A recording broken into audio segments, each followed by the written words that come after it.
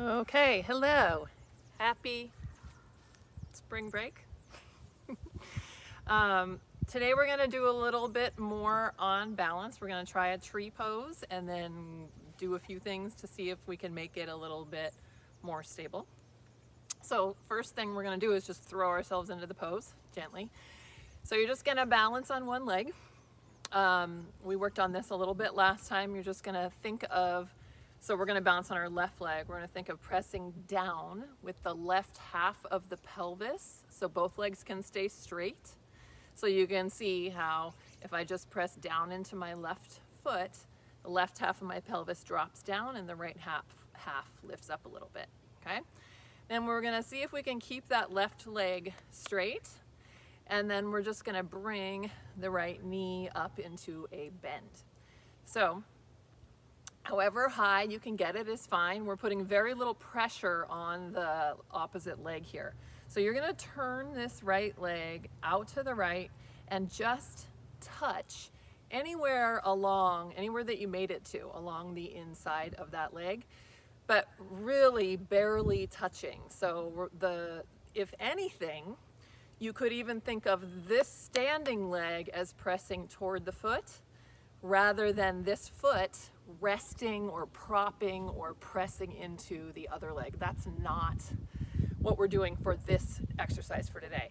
Barely kissing, no weight, no prop, nothing. So you could totally take it off at any time. There's no pressure, okay? So we're here, wherever we are. You're gonna bring your arms together and then reach up overhead. And we're just gonna stand here and you're just basically taking an inventory, seeing how you feel. So I'm doing this with this behind me because I'm gonna use it in a little bit, but you could also be doing this standing close to something that if you needed to, you could easily kind of drop back against. Yeah, so near a wall or something, and then you could come back off of it, and then you could easily kind of fall back toward it. If that is too unstable for you, you can just do it with one hand on something nearby. So you can still do your one-legged balance, come up, turn your leg out, and then the other arm just comes up, and you're just trying not to touch this thing, but it can be there. You could even just use your pinky, so you challenge yourself a little bit. Keep taking it on and off and just working on how it is for you to balance there. So however long you were up in that should be enough for you to, just kind of register how it felt, and then we'll do the other leg. So you're gonna press down with the right half of your pelvis into your right foot, bend the other knee up, turn it out, and we're trying to keep the standing leg straight, and you're gonna find a place somewhere along the inner leg to just barely touch that standing leg. Okay, so again, we're not propped, we're not hanging, we're not tucking, we're not bracing, we're just standing up with that foot, that half of the pelvis drops down, and we're barely touching here, okay? So you can do this against a wall, you can do this with one pinky on the wall, or you can do it just freestanding out here. Arms come up, and you're just checking, how does this feel for me today? So as you stand here, how do you feel in your knees, your toes, your feet? Right? How does that whole lower leg feel? Do you feel kind of jittery down there? Do you feel like you're wanting to lock your knee, can't straighten your leg? Is it hard to have the foot out to the side? Is it really hard for you not to press into that foot with that, into that leg with that foot? Just noticing. And then come back down. Okay, so first thing we're gonna do is add a little mobility to the feet. So you can use anything for this. You could use a rock, a ball, any size little ball would be fine. So you're gonna stick whatever you've chosen right back. I think I'm gonna use the ball because you guys can see it a little bit better. So you're gonna stick it right behind the heel. I said that wrong. You're gonna stick it right in front of the heel. So your heel is gonna go on the floor, and the ball is right in front of the heel, okay? And then all we're doing with the ball in that spot is just kind of moving the ankle, which will probably move the knee and the hips a little bit too, the more you can have it just be moving the ankle, the more motion you're going to get around your heel bone. So if you find that you're sitting here and you're like only able to move it by moving your whole leg and pelvis, maybe you could slow down the motion up here and just try to tip your ankle in and out a little bit. Now I'm mostly standing on my other foot. We're not doing this to put like a big old deep pressure massage into the bottom of the foot. We're really just trying to eke out a little more movement in that neighborhood, yeah? But it's not to torture yourself with. So if I was using a rock, if I were to put a bunch of pressure on this foot, I already am like, oh, that's pretty uncomfortable. So instead, I'm mostly standing on this foot and I'm just keeping the rock there to move around a little bit, okay? And then we'll do the same thing, but behind the ball of the foot. So you are gonna have your heel on the ground still and the rock or the ball right behind the ball of your foot. And then you're gonna move the ankle again, in and out a little bit. And if you picked a ball or a rock that's larger, you might wanna do it kind of a little bit toward the inside of the foot, and then a little bit more toward the outside of the foot, right? So we just get a little bit more motion. And then let's switch and do the other foot. So we'll do the heel first. Heel on the floor, ball is in front of the heel, and we're just gonna warble the ankle around in and out a little bit. So again, if you've got like a little super ball or something, you might wanna do the first bit of it on the inside towards your midline, and then do the other bit of it along the outside. So you're just getting a couple different areas there.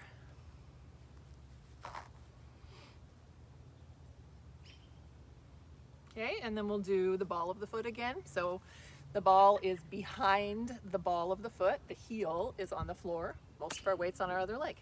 And we're just moving a little bit. In and out. And kind of go more to the inside. And then a little bit more to the outside.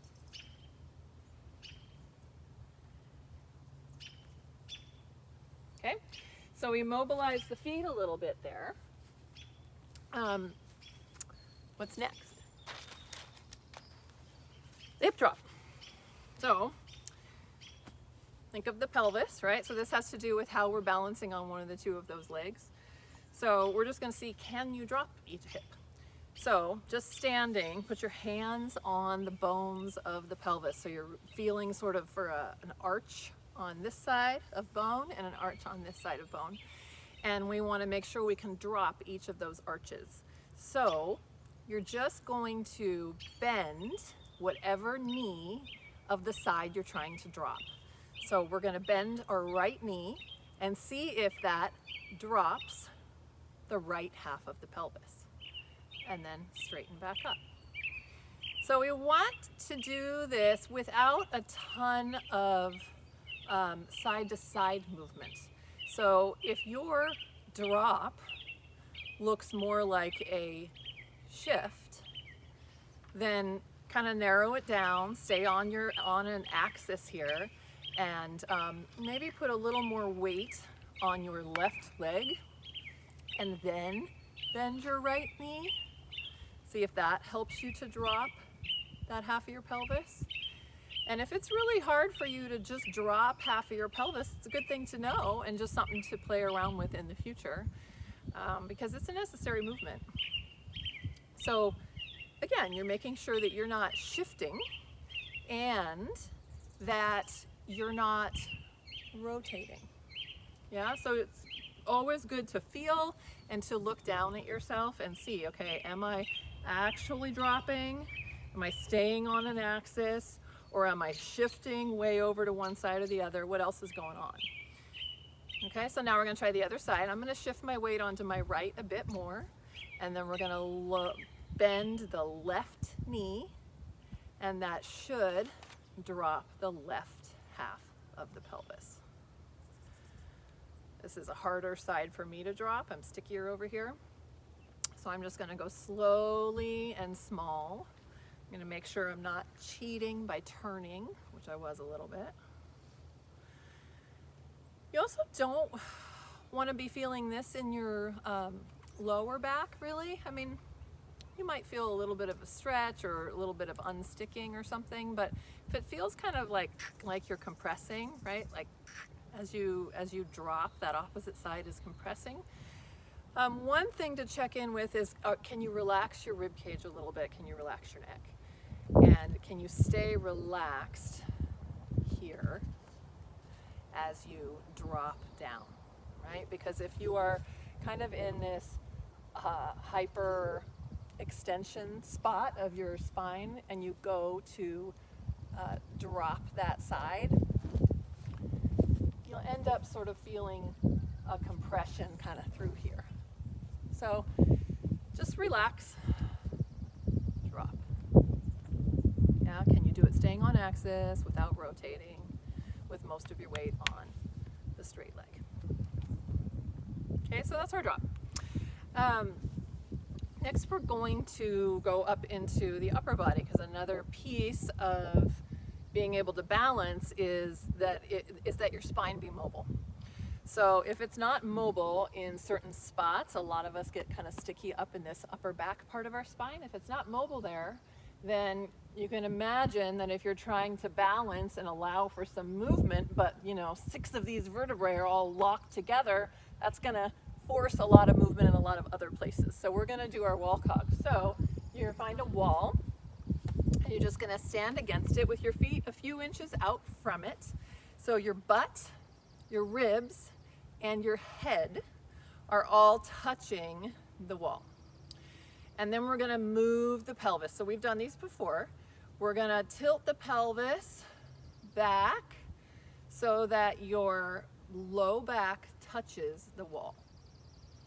Then we're gonna just really relax the belly and allow the pelvis to tilt forward a little bit, which will bring the low back off the wall. Okay, so when we tilt the pelvis back, like a bowl of water, if we were pouring water out behind us, it will bring your low back to the wall. And relaxing the belly, allowing the pelvis to tilt forward, will bring your low back kind of off the wall. Okay, so that's what's going on with the lower part of the back. But the upper part and the head have a role to play as well. So let's drive with the head for a moment. So we're going to keep the head and the rib cage and the butt on the wall while we rotate the head. So the head is rolling back also here, okay? And then forward. And you're just seeing, what does it take for me to roll my head back and forward and back and forward. And hopefully you're already feeling that actually my head and my pelvis would like to move together.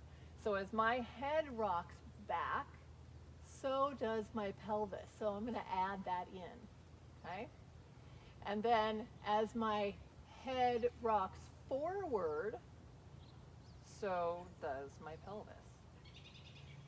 So this part, I like to have people drive a little more with the head, because we have less of a tendency then to overuse those low back muscles.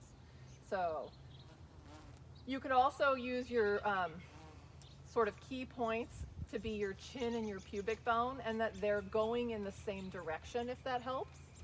So if your chin is going up and back, so is your pubic bone, and that should push your low back to the wall. If your chin is pulling down, so is your pubic bone. Don't overdo that part, you'll feel it here.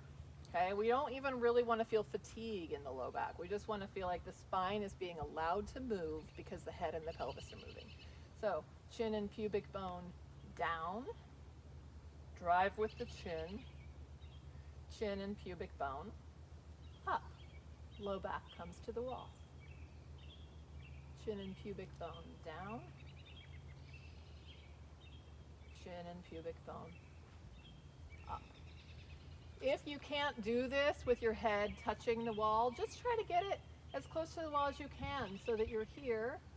Yeah, and some of us can't get all the way there because we're really stuck in a curve right here. And that's fine, you can do it right here. Yeah, your goal is to get it closer to the wall as you go. Okay, so these are our wall cogs. We are gonna add the arms. You ready? Starts to get complicated now. So still same thing, chin and pubic bone both going up. When they do that, I want you to wrap your arms in. So you're internally rotating your arms. It'll bring your back into more of a slumpy position. Your arms will kind of come forward off the wall a little bit. And then back the other direction, chin down, pubic bone down, externally rotate the arms. Keep pulling the chin down, externally rotate the arms. Okay, so remember, at all times, your rib cage, pelvis, and head are touching the wall if you can. So I did say you could have your head off if you needed to. I did not say you could have your ribs off if you need to. You cannot have your ribs off. So when you get to here in this external rotation, if you've popped your rib cage off the wall, then you're doing way too much down here and up here, okay? And we want to get the motion to come into that upper part of the back. So ribs touch the wall. They don't stay in the same position at all. They're going to move, but they stay in some point of contact as they rotate, okay? Let's do a few more. Chin and pubic bone up, arms rotate in. So we're really slumpy. If you can, you're keeping your legs straight here. Chin and pubic bone down. Chin is the leader.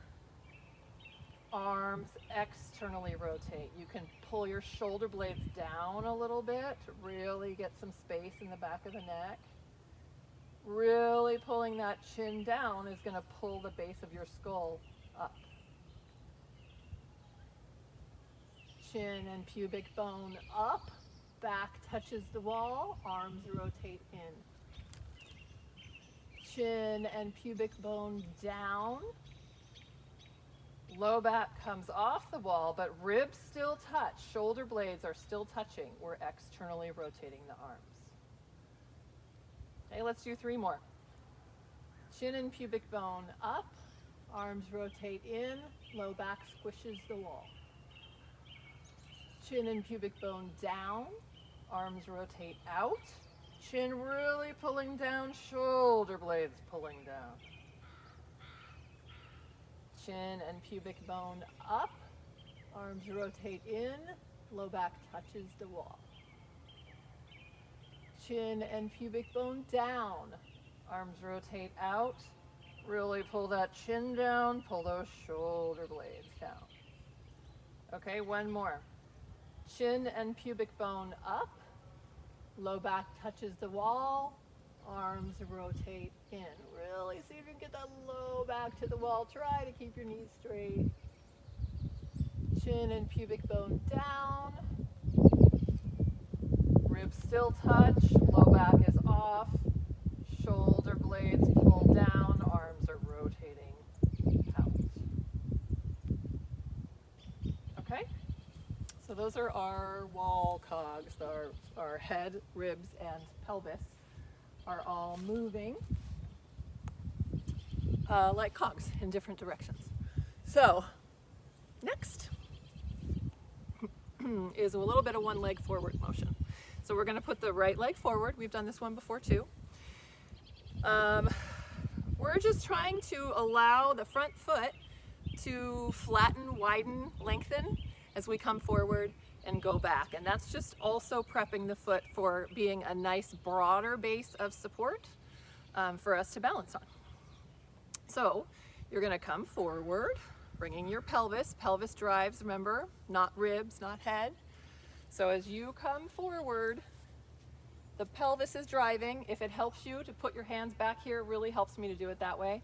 and kind of push the pelvis all the way forward so it's all the way over that front foot. But don't lose contact with your heel. That heel still touches the ground, so make sure that heel is still grounded and the rest of the foot is just being allowed to sort of unlock, spread. Yeah, as you go forward, make sure nobody has left the pelvis behind, right? So the ribs don't get out there and go further forward. It's about the pelvis coming forward and back. Forward, letting that foot spread, keeping the heel on the ground. The front heel, if the back heel comes up, that's fine, but try to keep it low to the floor.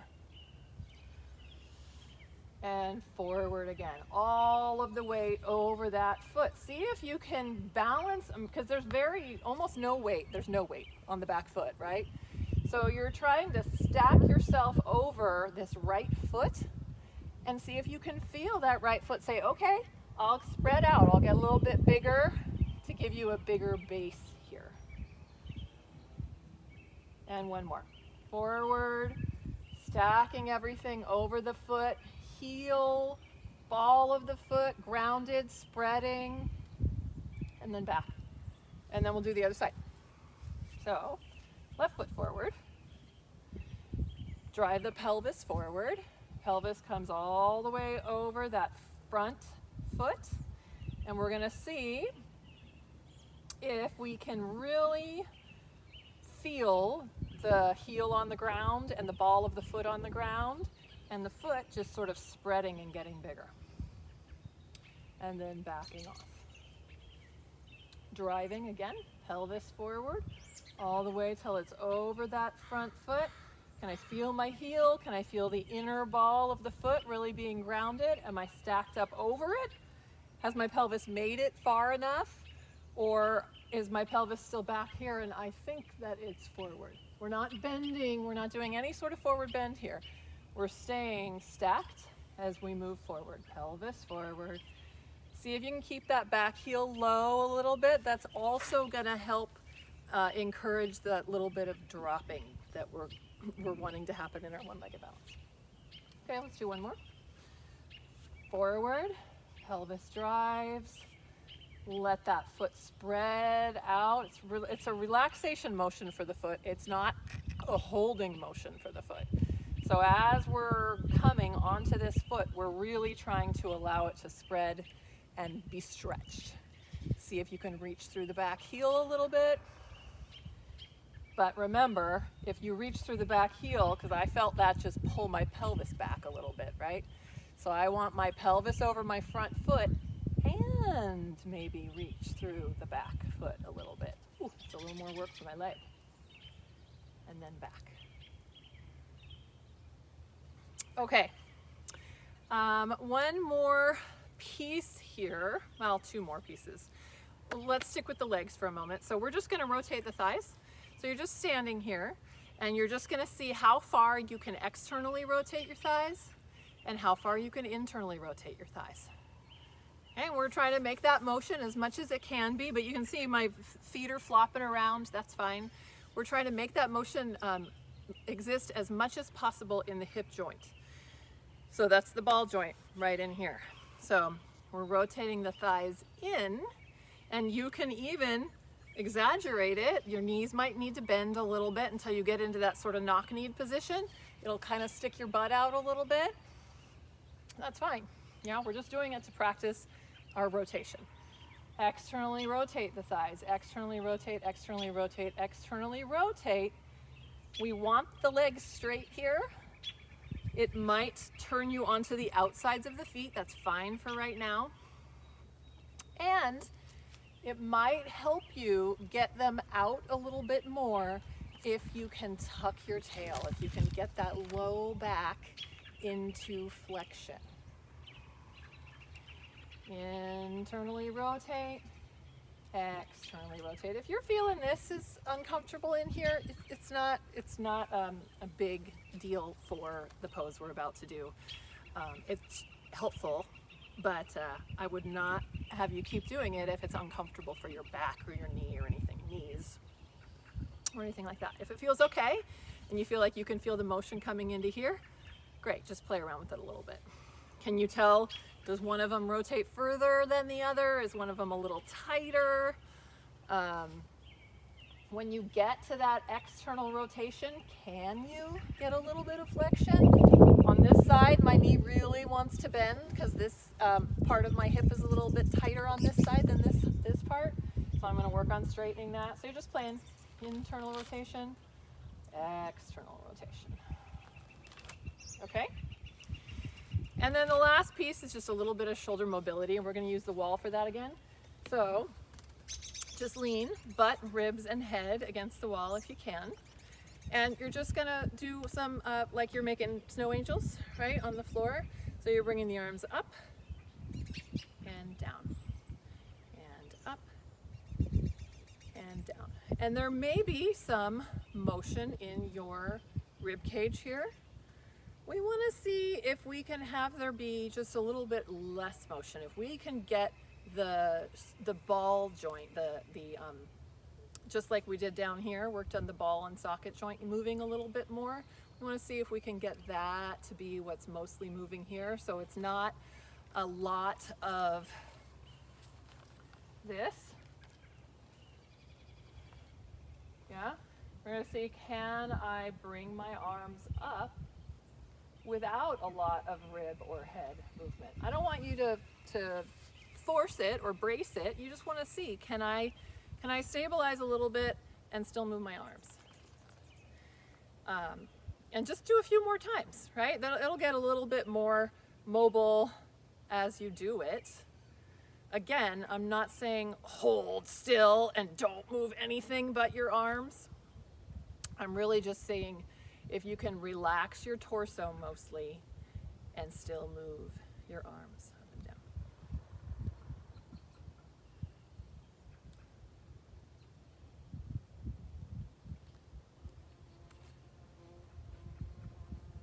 Okay, so now we're going to do our tree pose again. So let's balance on the left leg first. We're going to press down with the left half of the pelvis into the left foot. So the right half of the pelvis will lift a little bit. Remember, we're trying to see if we can kind of allow that foot to spread, but it's going to move a little bit because you're standing in a position on one leg where it's going to have to sort of adjust and hold you up. It's not that you want to only flatten it or only hold it strong. You want to allow it to adjust to your weight shift. Okay, so now you're going to bring this other leg up and turn it as far as you go without other stuff happening, right? So you're just seeing how far can I externally rotate that thigh. This thigh might like to rotate in or bend. Try not to have that happen. Try to have this still be a leg that you are pressing down from the pelvis and balancing on a straight leg. So that may mean that you're not way out here. That's fine. So now, again with the foot, anywhere along the inner thigh, just a touch. Okay? Think about maybe stacking a little bit. Pelvis over the foot, ribs over the pelvis, head over the ribs. So it's just like you're trying to balance. You're trying to balance those parts all up from that foot and leg. And then bring the arms up. Can you keep the back of your neck long and relaxed, right? Again, I'm moving here. It's called tree pose, not building, not skyscraper pose. So there's some motion. I would like it to be relaxed. If there is a breeze, we want the tree to be able to move a little bit. You just want to see how it feels. It should feel like some work in this leg. Just breathe.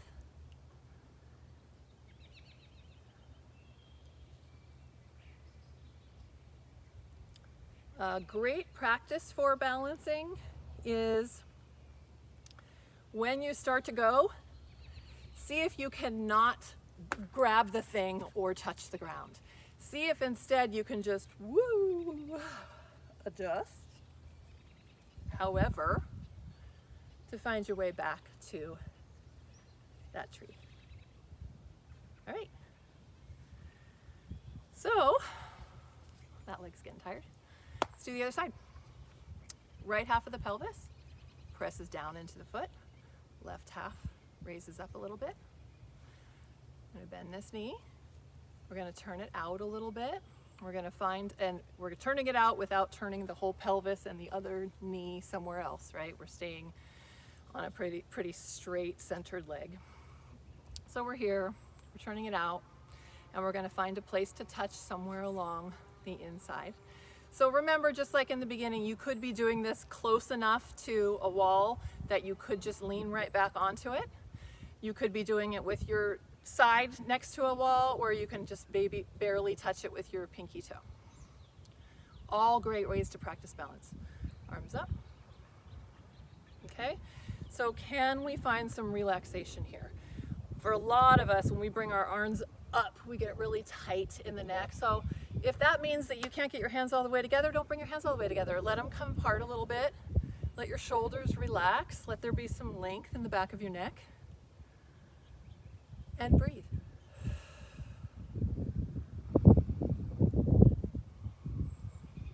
And again, if you feel that little moment of warble, try not to have the first thing you do to touch the ground. Try not to touch the wall right away. See if there's any correcting you can do on your own.